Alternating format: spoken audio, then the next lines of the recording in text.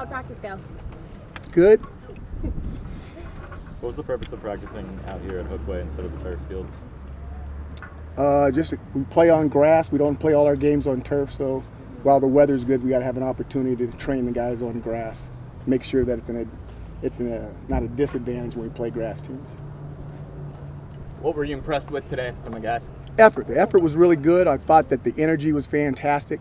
I didn't think we were on practice 16. I thought they were way, as far as the knowledge of the offense and defense, they were way beyond that. Now there's still a lot of techniques and fundamentals and things we need to work on, but I thought the effort was really good.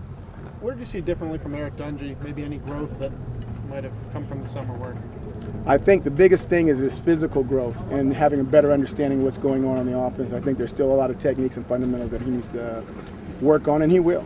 There's no doubt he got better, but we still got a long way we have to go. What were the things that they continuously need to work on coming into practice too? I'm not going to continually talk about every technique that he needs to work on. Right now, he's one of our best players out of there. In general. He's one of our best players out there, and we're going to continue to work with all our players. And taking a look at some of the other quarterbacks on the roster, what are some of the challenges for the guys who, there's no senior quarterbacks on this team, and they're still trying to kind of get used to your system. So for those guys, the other quarterbacks, I guess, what are some of the biggest challenges for?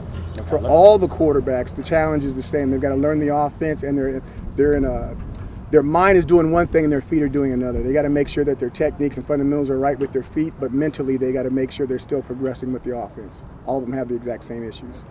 What's the biggest challenge in implementing your system for guys that are used to other systems?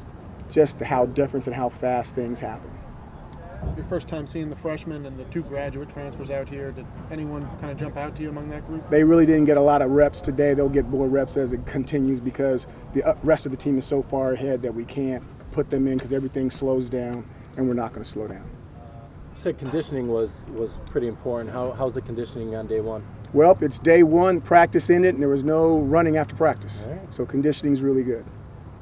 What's the key for those new guys who haven't had really any practices yet to hit the ground running? They got to get with their coaches. They got to spend extra times afterwards, and they have to develop in meetings. They have to be able to watch other people make mistakes, and while we're correcting those mistakes with other people, they have to continue to grow. There were a handful of guys in green jerseys today. Anyone in particular you think is a concern long term? Green jerseys are green jerseys. I'm concerned with the guys that are out there playing. Devin Clark was also on the sideline in t-shirt and shorts. What's going on with him? He's got a medical issue, and we're trying to work through it. Short term? Long term? Not sure yet. Okay. You had offense and defense going against each other. Any sticking out? Any ahead of the curve so far over the other? I thought it was kind of balanced. There were some plays made by the offense. There were some opportunities that was missed by the offense. I was really excited about there were some turnovers for touchdowns, and anytime you can get turnovers for touchdowns with the defense, that's always exciting. In the spring, you said you wanted to see some of the offensive linemen lose some weight. What do you think of that group and the physical condition they're in? I think they're much better than what we saw in the spring, and they're definitely giving us a chance to be good. I think they're much improved, and nobody was over a trash can after practice, so it was a good thing.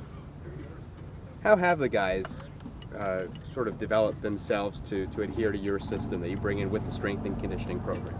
I think these guys have jumped in with both feet. I'm really excited about the way they adopted. They've got a lot of faith in what we're doing, and like we said, this is our third time around, and I'm happy as a P. I really think they've done a good job so far.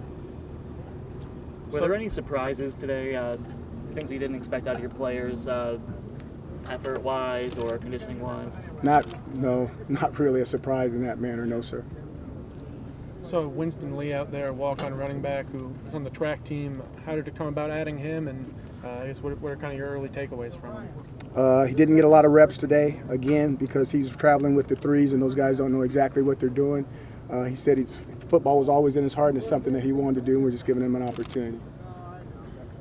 Last question for Coach.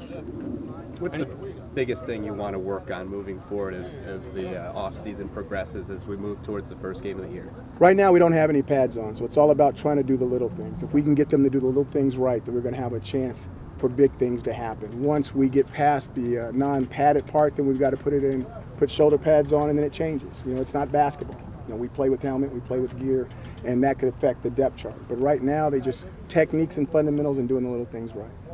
Thank you, Coach. Thanks, guys. Thanks, Dino.